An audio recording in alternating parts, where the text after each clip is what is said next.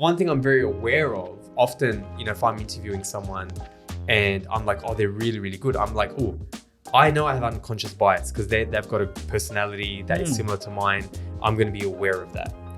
But also to your point, I think the way to curb some of the weaknesses that, someone like myself or anyone will have in hiring is to have certain rules in place. Welcome to the Inbound Buzz podcast. I am Moby Siddiq and I'm joined by my co-host, Mr. Tony Cow. How are you, Tony? Yeah, good. You're looking good today, Moby. Thanks, man. Are you going on holidays? Or? No, we're having an office warming party. And you didn't get the memo. No, actually, I just thought I'd dress up for it. That's all. Oh, man. Yeah, no, not at all. Yeah, man, just like enjoying the end of the year. It's that festive season. So I thought I'd put on a little bit of a tropical shirt. I love it. If you want to see this tropical shirt, you can view the video version of this episode at redpandas.com.au/EP151. It is episode 151. Wow.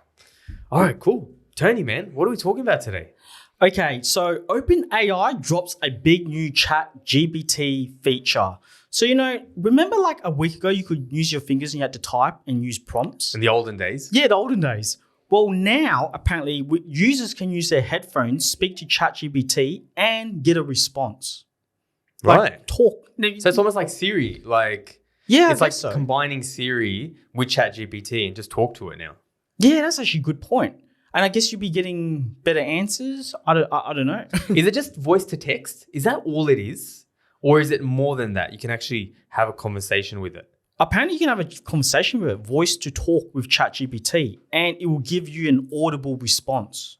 Oh, okay. All right, cool. And think about it, ChatGPT is connected to the internet. It's got AI, it's got everything. Wow, it's going to be interesting. And by the way, I actually hate Siri. I think Siri's so dumb because when I ask Siri something, even Google Home is better. Oh yeah. It will say these are some search web results. Like it's pretty useless. Yeah. But it's like Siri, but with ChatGPT. That's pretty cool. It's pretty awesome. This is interesting. First Spanish AI model earning up to 10,000 euros a month. So in Barcelona or Spain, right, a agency created a AI model called Aitana, and it's an exuberant 25-year-old pink-haired woman created by AI. And she's generating €10,000 a month. Because how you try to get UGC, influencers, content, stuff like that? People are messaging this robot asking for her to, promote their products. A particular actor thought it was a real person, Moby, and asked her out. Wow, interesting. So they've created this whole persona based on what people think is influential and what beauty looks like and so they've just copied that, created someone, and now it's actually making money. Well, funny you say that about the persona. So originally they just created the AI person. They posted it and he had no persona. It was just a post, right? Like an image. It didn't go too well. So they started adding a life story, lifestyle pictures, and giving it an actual persona. And that's when it just exploded to 125,000 followers on Instagram. People were following it. So I guess there's a little bit more, right? But it's just interesting. Yeah, it is interesting. I'm reading the article around this. It's and obviously there's some ethical considerations here. There's criticism of the highly sexualized image of the models created. So it just keeps perpetuating this particular idea of sexuality and what an influencer is and whatnot. Man, it's got some ethical considerations. But the thing is, this model will be 25 years forever. We'll never take any sick days. We'll never complain. It's so you true. can do whatever you want. And it is what it is. And I think for marketing, think about it. Instead of trying to find that influencer, the UGC person who sometimes where companies get a brand ambassador, that brand ambassador goes and do something, wrong, a late drink up night and they stuff up and it ruins the brand and they got to stop it. With these AIs, the AI person doesn't do anything, doesn't have a bender. I think it's going to work for brands like this. Yeah. And the novel feature that the first few. But I can't see this being a long-term thing for brands that want to find influencers that represent their value. Good point. Do you know what I mean? They always say when you have a brand campaign influencer or whatever, don't just get, remember Mark Taylor? Mark Taylor, the Australian cricketer. Yeah. People, and Ricky Ponting, they used to make fun of him because they used to advertise everything. Yeah. From air conditioners to solar panels to true. doors, random shit. So if I'm a brand manager, I'm not going to hire those guys because they don't stand for anything. Yeah. Do you know what I mean? But if it's Interesting. like someone who, like Bindi Irwin, like Steve Irwin's daughter, and where nature and values and conservation are part of our values, I would have someone like that. So I think it's really interesting, and there's a novel factor for sure, but deep connection with your values, it's not going to last. Interesting. Yeah, that's a good point. But yeah, this next thing is interesting, man. Sam Altman, he was the CEO. Was it the CEO? So he was in charge. Yes, he was the CEO, of OpenAI. He was fired. And as he was fired, 4 days later, they asked him to come back. While he had a job offered by Microsoft for a new AI department, and he came back. The world is like gone crazy Man, with there's this. so much drama. Like, this is honestly like Days of Our Lives for nerds. So Right? true. Is he going? And I was following it just a little bit, so I was keen for you to talk about this today because I don't know all the details. But so he leaves, and then this is the thing too. What people don't realize that Microsoft owns 49% of OpenAI. So what Satya, I think that's how you pronounce his name, Satya, the CEO of Microsoft, did. He's like, hey, come work for me. So this stuff was happening in real time. It was really fascinating. Yeah. He gets, like I said, it's like Days of Our Lives for nerds. He gets fired. Satya says, come work for me. And which was really, really smart. And the board started getting nervous because the board fired him. Yeah. He started taking 4, 5, 6, like all these execs. So Microsoft, what people were saying was Satya's actually a genius because instead of having 49% of a company, he can create his own version. Like Google has DeepMind. Google bought DeepMind, which is an AI company. He can have 100% division in his business. Interesting. And then I think what you were telling me before, like they signed a petition. Well, employees signed a petition. They gave it up and they said, we want our leader back. You know, they were willing to quit, all of them. And the problem with that was they had a big deal coming with investors and stuff. And if all the employees quit, the deal wouldn't have gone through. So the board of directors was stuck in this situation, you know, like a sticky situation. But funny thing is, like, OpenAI was a non-for-profit organization, yeah, People focused forget on that. True. generative AI, all that stuff. And the rumor, right? So I can't confirm this, is he got fired is because he was moving too fast with the company. They were growing too fast with his leadership, and they got scared because they thought, you know, AI was going to be dangerous. It's not safe. Is that it, Tony? Were they worried? I heard something that they wanted AI to be safer. Yeah. And he was going a bit more aggressive with AI and not curbing some of the pitfalls and 100%. risks with AI. That's the rumor that's going out, you know, on the internet right now. And even Elon Musk was backing the decision to fire him. Yeah. And which makes a lot of sense because Elon Musk has been talking about an AI council. He's been talking about the idea that AI needs to be curbed and slowed down. Yeah. At the same time, he created XAI, which is really, really interesting. So But it's funny how you mentioned about the 49-50% ownership with Microsoft, because the board of directors who wanted to kick Altman out are now in scrutiny. They might lose their jobs because what they did. So it's now interesting, you know, they might get kicked out. it's fascinating stuff, man. Seriously. Only if you're geeks. Telenovela, yeah. Like, yeah, I mean, I guess that means I'm a geek because I find that really, really interesting. You asked me a question like whether that means he's a good leader. And I was thinking about this. I'm like, yes, it does in one way because obviously there's a difference between being a good leader and whether he's good for AI and ethical AI. Interesting. Because as being a good leader, obviously his team right now, that for me would be a dream. Like if we got kicked out, you know, I'd love it if Tony was like, bring Moby back. Do you know what I mean? I'd love that, right? Yeah. Like that means that obviously I'm a good leader and people want me back, which is beautiful. So obviously he has the support of his team and he has created OpenAI and the team felt like a sense of justice. If he was a prick, no one would want him. That's true. But the thing is, that's all well and good, but is that a redundant point? Because is AI going down a road? This is the thing. When people say, and I'm always so skeptical about this, that we need to keep AI ethical and AI will be ethical. Greed is the mother of all bad decisions. So like I'm not going to get political today, but you Yeah. look at a lot of the stuff that's happening in the Middle East, that's happening because of greed. Right? If the greed wasn't there, that would not be happening. There would not be questions around whether it's okay to do certain actions, right? I'm going to stop myself because I know myself, right? But greed is just going to perpetuate this. Now, if it is true, and I know Elon Musk has always been pushing for an AI council, and they put in a step to commit to that, but now, like you said, a big deal's in place, it raises questions, right? So It is what it is. You know, we're part of this capitalist world. We'll find out next week what happens. We'll find out in the next episode of Days of Our Lives for Nerds. All right. Yeah, this is a great idea from you, Tony. Let's move on to the featured buzz. Talk to us what we're talking about today. Okay. In today's featured buzz episode, how to find a great marketer with red flags and green flags. So we're going to discuss red flags and green flags. And this is a really good topic, a very timely topic. And thanks to you, Tony, for bringing it up. Because like, if you just look at this year, Red Pandas from a headcount point of view, we've grown about 25%. That's amazing. Which we're really proud of, particularly, not because the competition is going down. Obviously, we don't want anyone to lose jobs, but particularly in an economic climate where a lot of agencies have retracted. So we're really proud of that. We're really chuffed with that. But having said that, this year alone, I'm not shy to admit, and I will always be transparent about this, that half of our hires actually didn't work out. And in fact, because I'm not here trying to sit, by the way, and say I'm a great hirer. We're going to talk about all the red, green flags. I'm here to share a lot of our mistakes and a lot of things that we've learned, right? Because I've guesstimated that a third of my hires haven't worked out.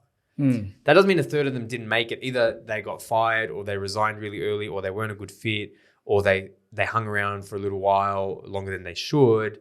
But I'd say a third. Just to be completely transparent about it. And I think like a lot of the ones that didn't make it, and I think it's a bit of a high percentage, like I've noticed, and the team knows this about you, Mopes, is you always see the good in someone. You see a gift, you see a talent, and you want to give that a go. And I think that's one of your biggest strengths, but it can also be your blind spot. 100%, Tony. Like a spot on, man. Like, and I think that's why, because I am so you believe attracted to non-sexually, of course. I don't want a lawsuit here. I'm so attracted to like ambition, right? Ambition and growth mindset. And I'm such a believer of people. And I've been so lucky to have very good mentors for myself. So I can't help wanting to do that. And in my excitement, I've often made mistakes, which is why it's really, really important if someone's like, and look, everyone has unconscious bias. Unconscious bias is this ability to not see the bias that you have in someone. I'll give you an example. Often, like if you go to a party or you're sat at a wedding table and the guy sitting next to you is very similar to you, you're like, oh, that person's a really good person. Yeah. Right? And someone on the other side of you isn't like you. Their personality is very different, chalk and cheese. You'll have an unconscious bias towards them that person's not as good of a person or not as good of a conversationalist or whatever. Yeah. So one thing I'm very aware of, often, if I'm interviewing someone and I'm like, oh, they're really, really good. I'm like, oh, I know I have unconscious bias because they've got a personality that is similar to mine. I'm going to be aware of that. But also to your point, I think the way to curb some of the weaknesses that, someone like myself or anyone will have in hiring is to have certain rules and processes. Yeah. Let's talk about that first, like what we do, our process. Yeah, at Red Pandas, I believe we have a really good process where, we've got the leaders, like yourself and Sove interviewing the person. And then we take them through a process where another leader will, take them through a role play or even like another meeting, right? And they get not scrutinized, but like they get, what's that word? A nice word. They get evaluated. Yeah.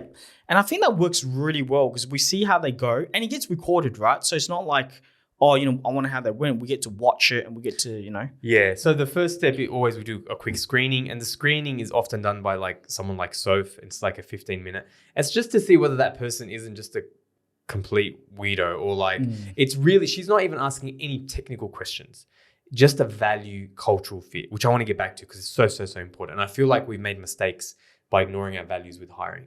Then they'll have, so that'll be one screening. Then they'll have another interview with someone, and then probably just one more. We don't like to make it dragged out, but so in total should be 3 or 4 meetings max. And exactly what you said there, Tony, we will do a role play, and that has saved us so much.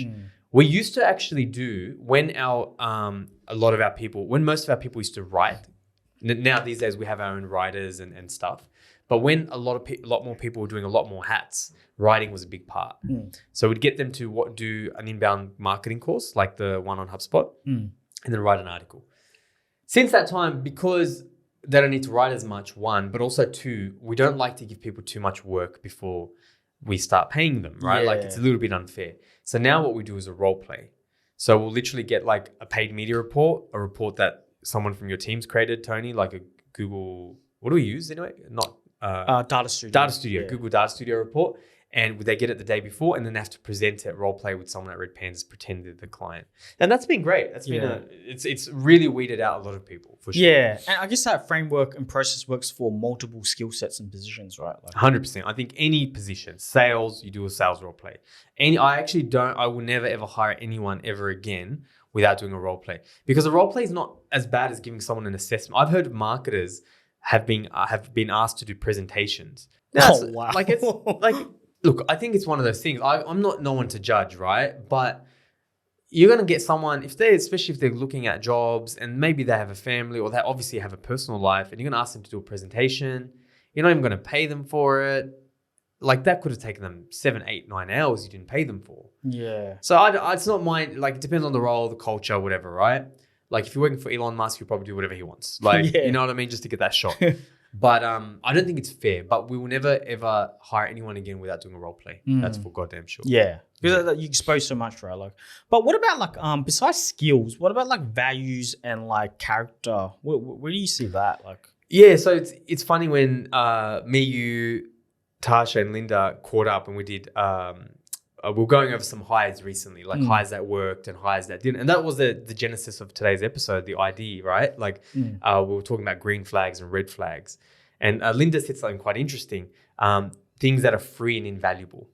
So like your work ethic, your attitude, your punctuation, your preparation and presentation. So when we looked at those things with that lens, particularly for a couple of people that we hired, we're like, there was a bit, and obviously we're not here to mention any names. And to be honest, one of the examples I'm sharing are from the last couple of years, actually. Yeah. Right.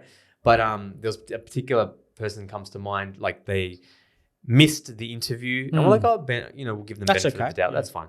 That's one time.